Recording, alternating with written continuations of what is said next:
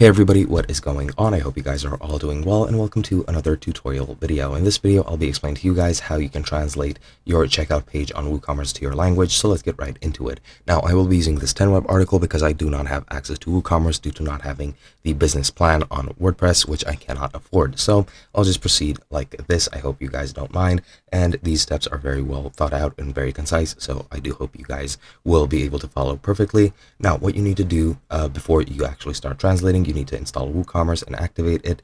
WordPress needs to be set to the correct default language, as this will serve as the base. Then you need a multilingual plugin to facilitate the process, and keeping WooCommerce, WordPress, and all translation tools up to date is much needed to avoid any compatibility issues. Then you just need to set up your translation environment.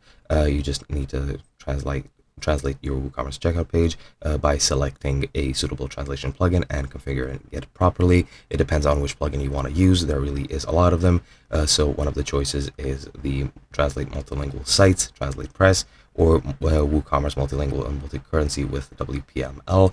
Both of these work, and once you do, you just need to install them and configure. Just go to Plugins, add New, Install Now for the plugin you've chosen, and click Activate, and then go to the plugins settings and follow the setup wizard provided to install everything as it should be, and select the default language from your store. Then you just need to add the language switcher which you like. Just go to the plugin settings and look for the option to add a language switcher.